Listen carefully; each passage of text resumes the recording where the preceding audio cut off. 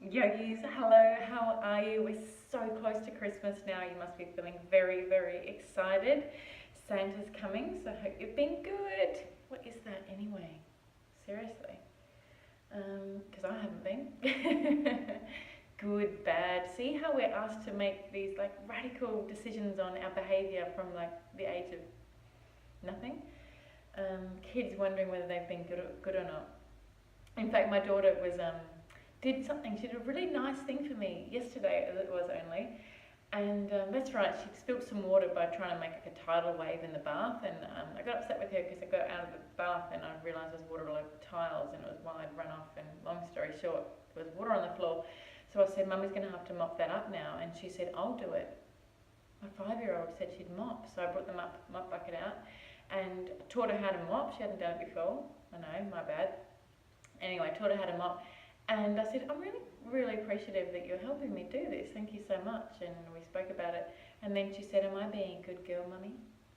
And I'm like, yeah, thinking, where is this going? Why is she labeling this as good? And she said, is Santa going to bring me presents? So she's obviously gone and found out somewhere from somewhere that if she is a good girl and helps her mummy, she's going to get presents. How's that? Anyway, that was the first for me to hear her say that. So, guys, we are up to number 6 tip for these 7 tips for the silly season. These are mindful tips. I keep calling it the mindful season.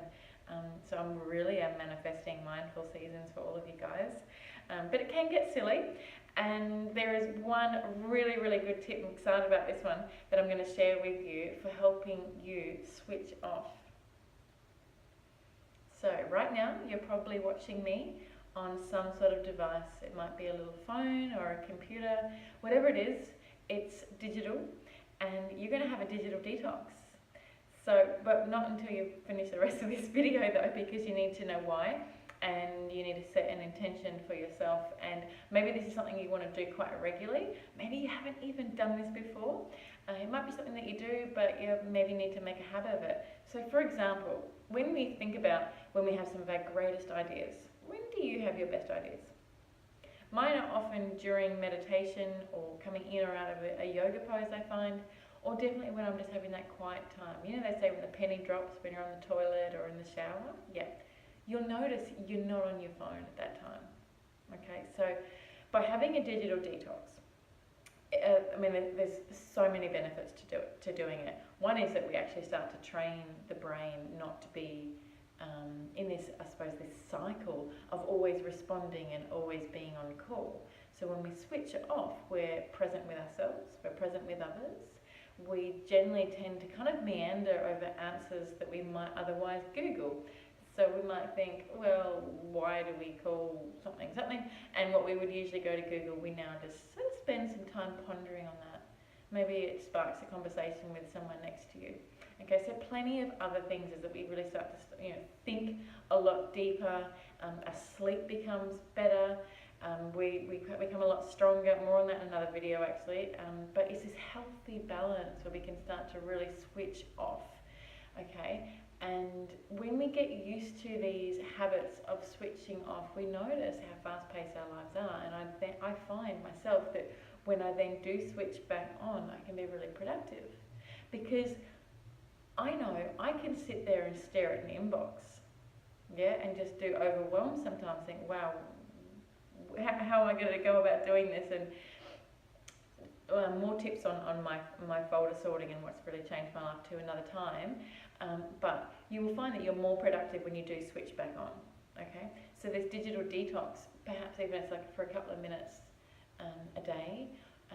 I even like to do Sunday digital detoxes. So when I'm with my kids, I turn my phone off. When I go to the beach, I don't even bring the phone with me. Like, why do we even need to bring a phone with us everywhere? Some of us, we've already actually so used to this habit of walking around the house with a phone. I do it. I do it myself. So, oh, where's my phone? Where's my phone? Just because someone might call me and I need to respond to something. Yeah, but when we switch off and then we find when we switch back on, we're productive. Like, okay, return messages, return emails, flick files, sort things out, read later sections, whatever it might be. But you'll just find that you're much more productive, okay? And that way you've got more balance and you're living a healthier life, okay? Especially at meal times, guys. I don't want to see any of you on your phones while you're consuming a meal and in the company of others. Nothing upsets me more than going to local parks as well and seeing parents on their phones when their kids are playing. I'm at swimming pools and I'm seeing like my daughter swim, you know, a whole lap at the pool, and they put their head up just to see if mummy saw. And so often, it almost breaks my heart. I turn around and parents aren't even watching because they're on their phones.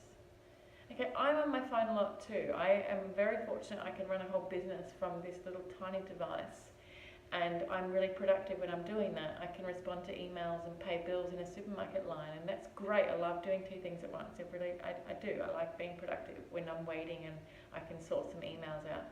But gosh, when we are with company and when we need to have that time just in our own company, then do yourself a favour and switch off. That is my number 6 tip. Next one is tomorrow. So excited to share these with you, keeping you mindful and sane out there, and hopefully sharing this with other people. Digital detoxing. Namaste.